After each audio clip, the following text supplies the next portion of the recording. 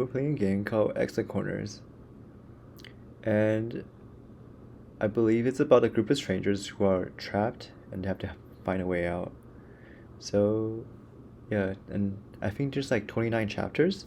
So today we'll be beginning with chapter 1, The Four Elements Hotel.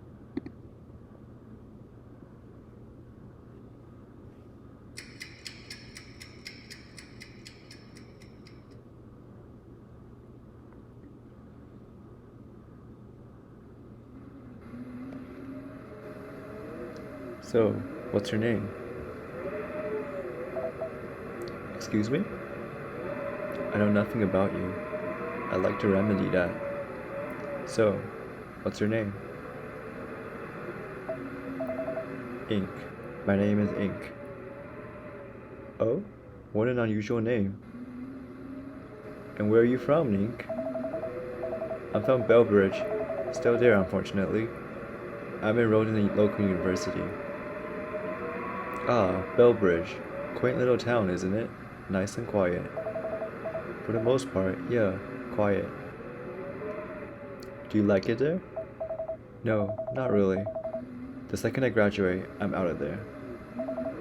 Until then, my life is going to consist of good books and cheap beer. I see. Say, do you hear the wind? Kinda. I can hear you just fine, but the wind sounds sort of muffled, distant. Doesn't make a whole lot of sense, does it? I'm dreaming. Things don't need to make sense. Oh? How can you be so sure that you're dreaming? Well, for starters, I'm looking myself square in the eye right now. I mean, unless there are two of me, that isn't possible. And there's only one ink greer. Trust me, I checked. Hello? Oh, someone's calling for you, it seems. Hey, wake up. Thanks for the chat. Oh, come on. Ink's cheek stung.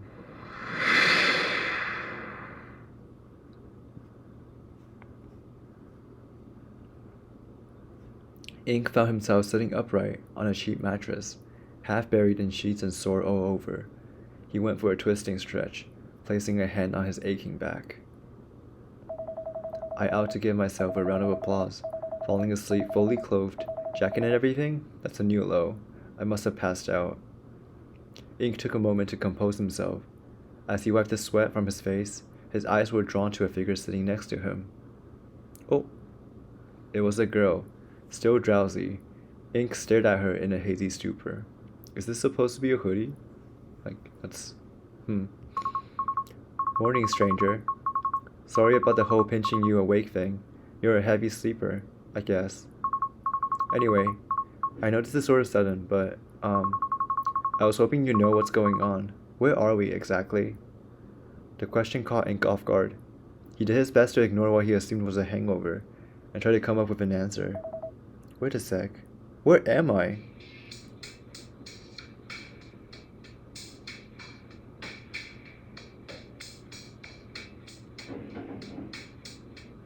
Hotel? It's a little old-fashioned, but there's no mistaking it. How the hell did I wind up in a hotel? Either I got smashed last night, or... Hey, are you okay? You seem really out of it. Yeah, I'm fine. I'm just a bit disoriented, that's all. Ink examined his new companion. Who was she? Did I sleep with her or something? I mean, that'd be the obvious assumption. I guess there's only one way to know for sure. Listen, do you happen to remember anything from last night? Oh, well, the girl trailed off. Ink couldn't help but steal an admiring glance during the silence. She sure is cute, whoever she is. I wonder where we met.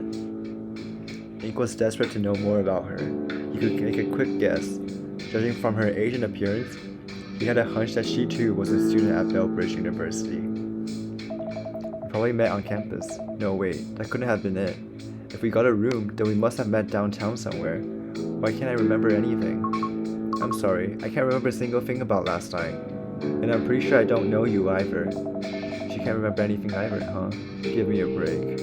Ink managed to crack a smile in spite of his frustration. The least he could do was try to say something to try and quell the uneasy feeling in his gut. Well, might as well introduce myself. I'm Ink. Oh then, it's nice to meet you, Ink. Hey, you know, I don't get nice to meet you all that often. Most people just comment on how weird my name is. If it makes you feel any better, my name's pretty weird too. I'm Ether? I must admit, I haven't met anyone by the name of Ether before. I like it though. Is it spelled A-E-T-H-E-R? Yep. You wouldn't believe how many people pronounce it wrong. The two shared a gentle laugh. Ink slumped back onto the headrest and sank into a comfortable silence. Alright, Ink. Let's retrace our steps a bit. What's the last thing you remember before waking up? Let's see. Ink scratched his head. The simple task of remembering was proving more difficult than he had anticipated. I guess I don't remember going to bed, so I can't rule out the possibility that I had gone out drinking. I've got a week off after all. Wait, what am I even saying? That doesn't make any sense. Hold on, I'm pretty sure today is the 19th. Most students have the week off. Oh yeah, were you out for a night on the town? That's the thing. I told myself I wouldn't be going out this week. I was going to use the time to catch up on schoolwork. I'm pretty sure that last night I was holed up in my room studying. Weird. I'm pretty lame, huh? What kind of student actually spends his week off studying? I usually don't. I know that's not it. If yesterday was the 19th, then I don't think I went out either.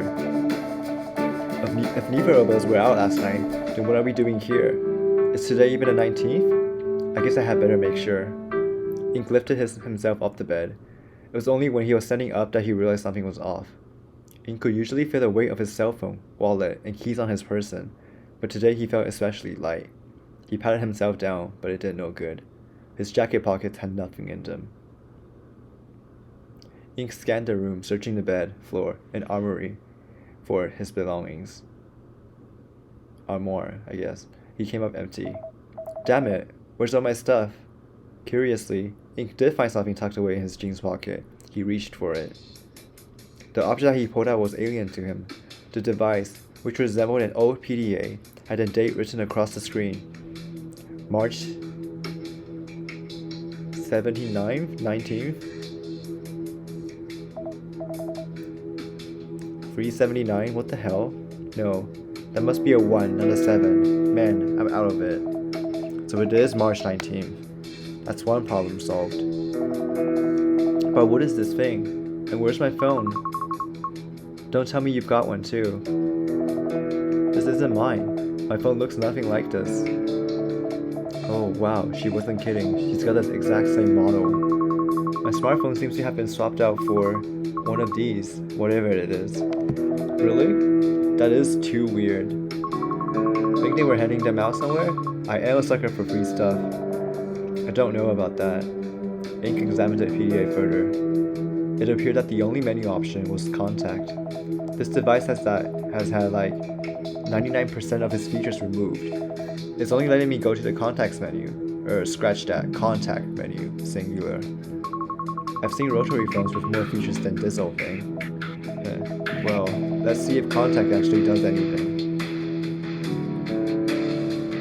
Ink soon realized why the word contact wasn't pluralized. There was about a single name in the contact list. Sean Ward. Sean. Finally, something familiar. Sean? Who's that?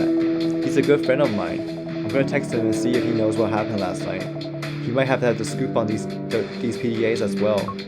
Oh, I see. Something the matter? Nothing, really. It's just that the only person in my PDA's contact list is my dad. Did you shoot him a text? Nah. He'd be pretty mad if I told him I woke up in a hotel with some boy I don't know. Maybe you should send him something anyway. He might be worried about you. Yeah, you're probably right. Let's see if this thing actually works.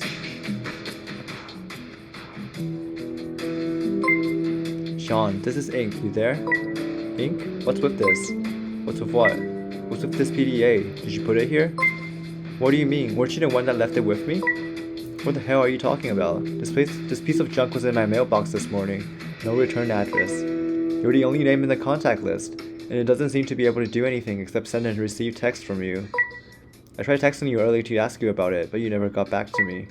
Am I wrong in assuming that this is from you? You still there, bruh?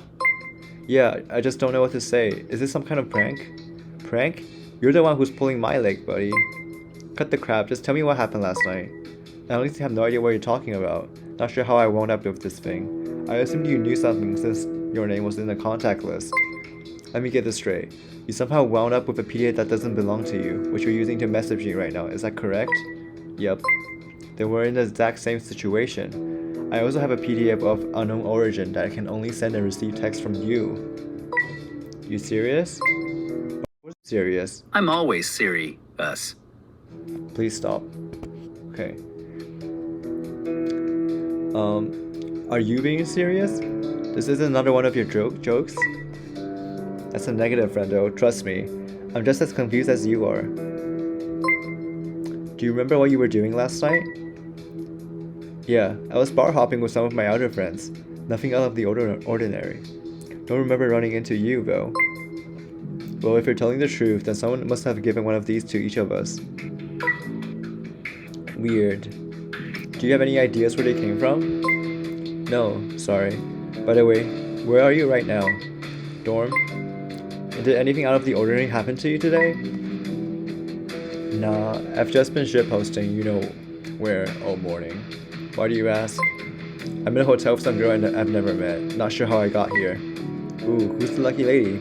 She must be real special if she got you to leave your room on a weekday. Proud of you. Hey, it's not like that. I don't remember anything from last night. Neither does she. Sure, buddy. Come back to campus. I want to have a chat with you about your lady friend. Once I get my bearings, I'll be heading back. Anyway, text me if you remember anything about these PDAs. Talk to you later. See ya. Tucking the PDA back into his pocket, Ink turned to his new acquaintance. Ink suspected that she may not have contacted her father at all, but supposed it was none of his business. So, what now? Just, give me a moment to think this through. Ink sunk his head into his hands. He took a series of deep breaths as he mulled over what to do next. I need to figure out what happened to my wallet and phone before I do anything else. They aren't in this room, I know that much. It isn't impossible that I left them in my dorm or at a bar, but without my phone, it would be hard to ask around about them. Man, this is going to be a huge pain in the ass. You don't need to wait on me, you know. I was sort of hoping we'd be able to figure out what happened last night, you know, like together. Right. I guess that'd be the sensible thing to do. Oh, don't look so glum. It'll be fun. Think of it like a real-life mystery novel. We make a pretty badass crime-fighting duo, don't you think? You want to be the grizzled detective or the quirky sidekick? Detective. If I had to pick, I guess I'd be the detective. Not sure if I consider myself grizzled, though. I guess that makes me the sidekick. I don't mind if you take charge, but I'll be real upset if you don't come up with a snappy catchphrase. Ink found himself smiling. Evert's enthusiasm was contagious. Alright then, my trusty sidekick. I'm thinking we ought to head out. Is there anything else you need to take care of before you leave? Nope, after you, detective. I don't know, I don't trust her. A frame on the wall caught Ink's attention as he was leaving. Okay, 4 elements. The 4 Elements Hotel, huh? That's what it says. I don't suppose there's a 4 Elements Hotel in Bellbridge? Do you live in Bellbridge by any chance? Well, yeah. I'm a psych student at Bellbridge U. Huh, looks like my guess was right. But I suppose it wasn't much of a stretch. You don't say. What year?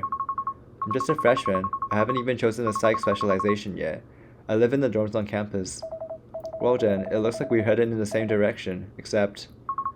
I'm not sure I like the way you said that. Except I'm sure that there's no hotel called the 4 Elements anywhere in Bellbridge. What? Where are we then? Beats me. Ink pressed his palm hard against his forehead in an attempt to jog his memory, but all it did was worsen his headache. He let out a loud sigh. Maybe we should head to the reception desk. At the very least, we can find out what city we're in. Yeah, good idea. With any luck, they'll have lost and found too. With Evert in tow, Ink cracked open the door and made his way into the hallway. A large, eerie blue monitor was the first thing to grab Ink's attention. What was it doing in the hallway? Transfixed on the screen, Ink was slow to notice that he and Evert weren't alone. To the right of the monitor were 2 people, both of whom approached him. The one on the right was a disheveled man in his mid-20s.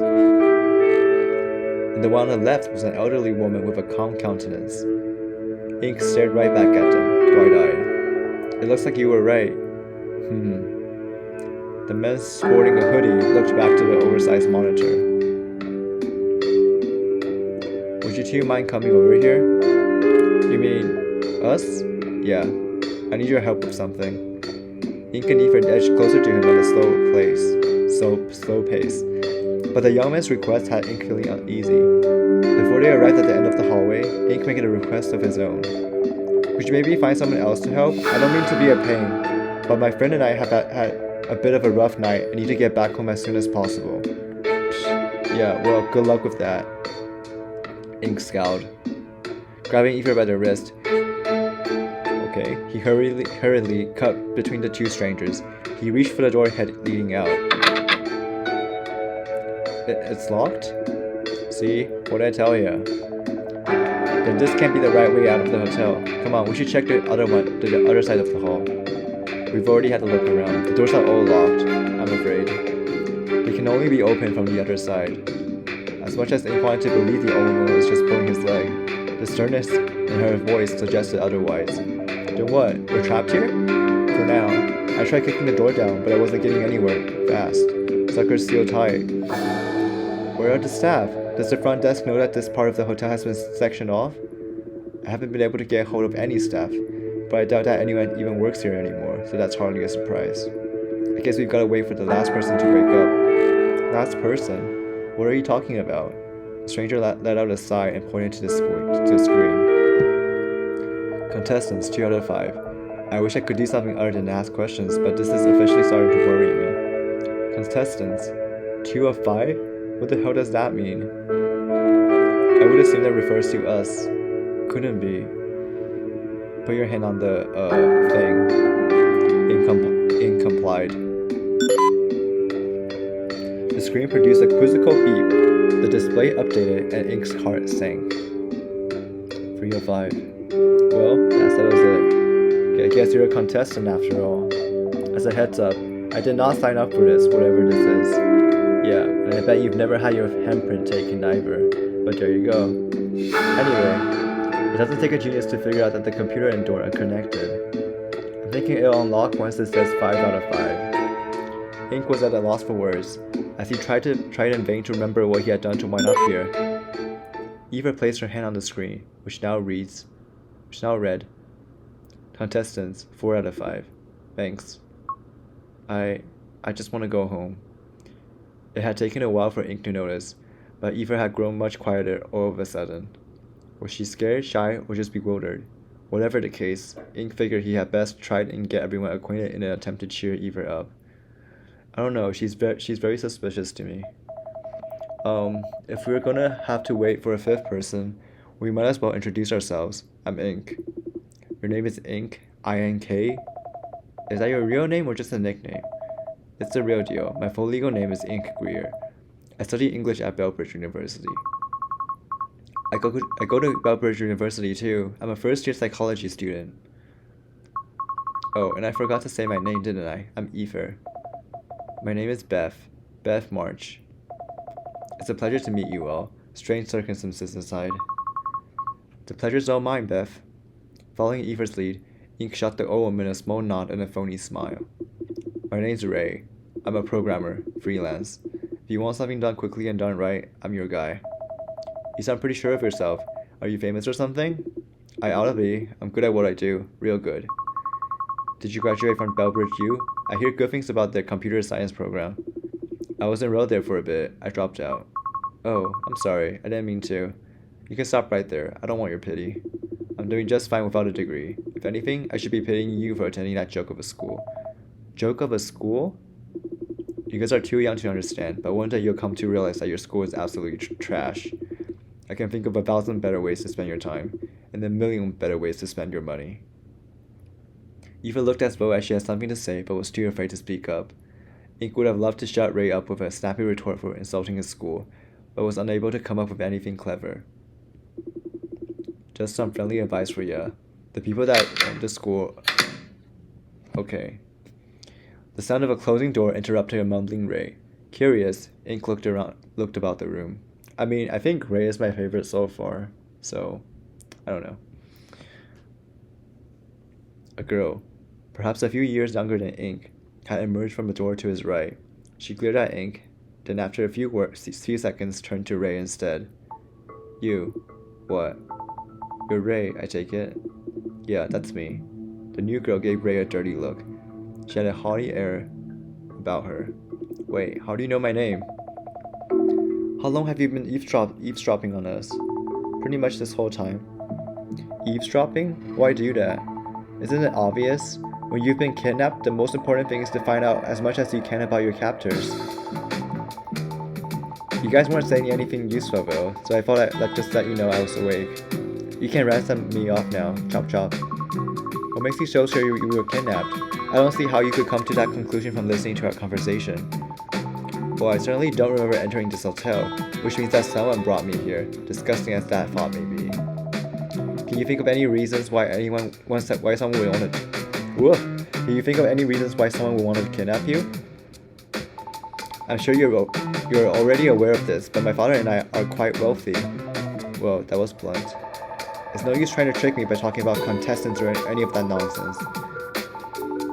I had a feeling that someone would try this eventually. I've already notified my father, and he says he'll pay whatever you demand. You've already notified him? How? The girl reached into her handbag and pulled out a familiar trinket. The only thing this device seems to be able to do is contact my father. An intentional modification, I'm sure. You've got one too, huh? Man, it's just my luck. Oh, is that what these things are? Wait, so everyone was given a PDA? Silence. The contestants all eyed each other. Just to make sure, does anyone have any idea how they wound up here? No. Nope. I'm afraid not.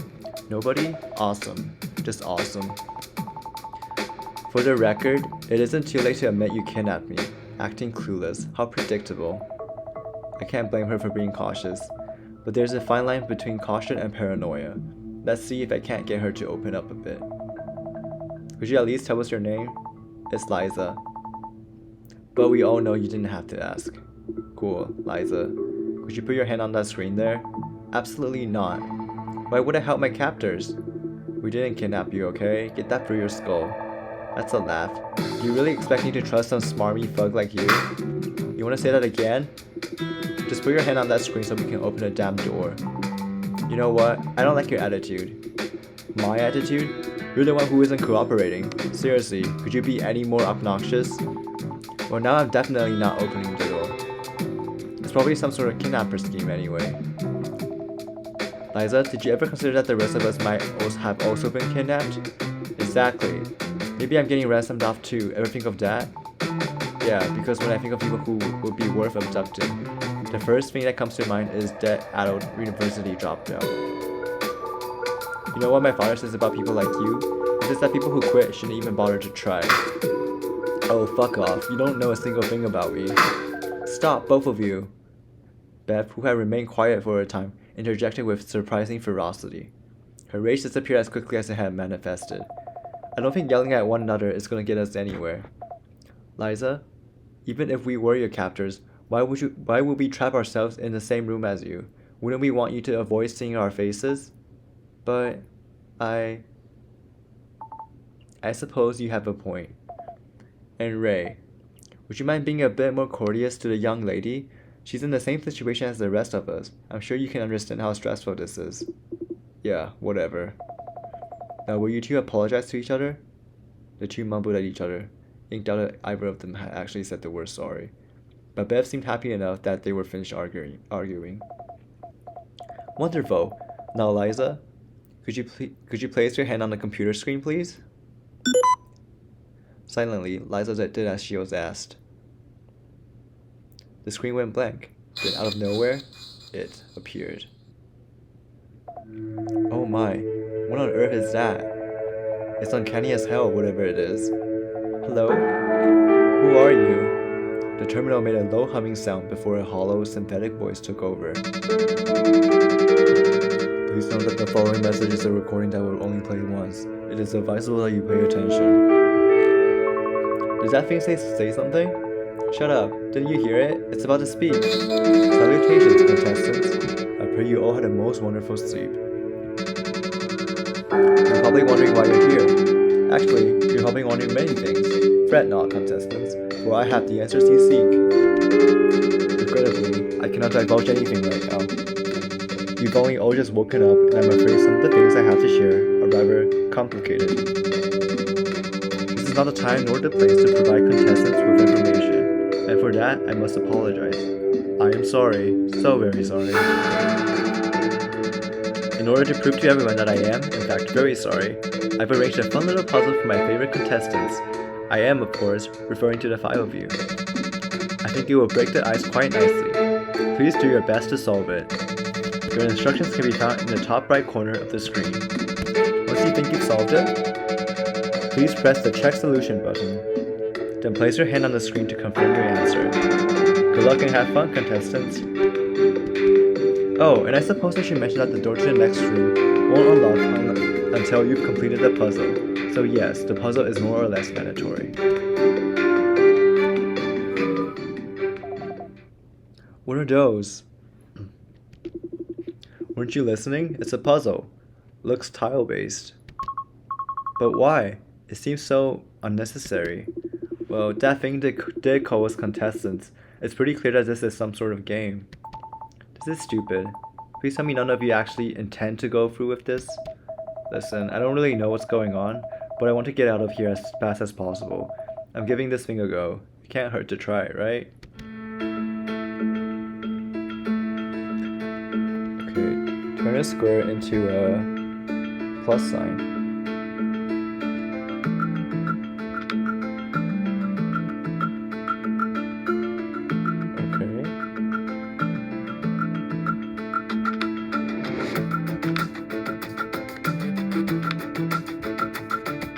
Is it? There we go.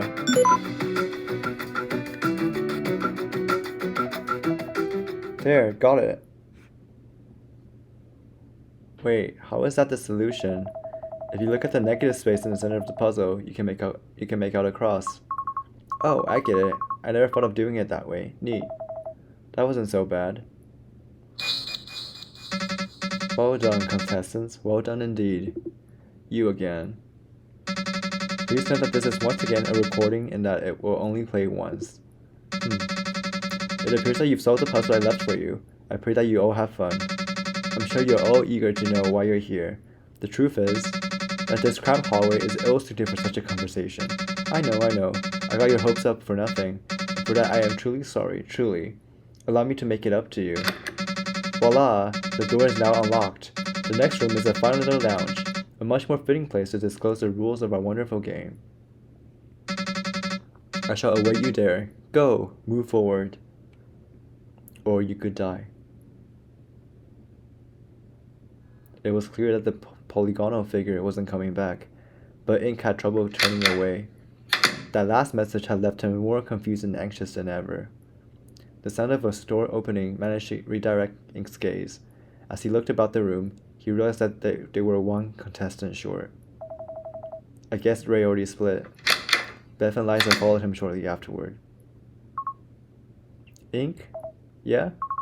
Did you think that guy was being serious when he said, or you could die? Don't let it get to you, either. Hopefully this is just some jerk's idea of a joke. A cruel and needlessly complicated joke. If it is a joke, it sure isn't funny. Yeah, definitely not funny. But if it isn't funny, then why do I feel like laughing all of a sudden? Is it because none of this makes a lick of sense? Sure, let's go with that. Maybe this is all just a strange dream. Oh my gosh, Ink. What is it? You're bleeding. Instinctively, Ink brought his hand to his nose. Sure enough, he felt a slick warm substance that could only have been his own blood. Weird, didn't even feel it. Ink stared at the blood on his hand, more curious than concerned. I think you should be concerned. Then he felt it. There was a heavy throbbing pain in his chest, growing, rising. What's wrong? You don't look so good. It feels like there's something inside. Inside? What do you mean inside? Ink couldn't focus enough to reply. Something was pounding against his ribcage from within. He felt as if his heart was fighting to escape his body. What's that? Trying to talk was useless. Ink couldn't finish the thought, much less speak one. It had only been a few seconds, but the pain had already overtaken all other feeling. Caught in agony, Ink clutched his chest, shut his eyes, and nearly blacked out. He vomited.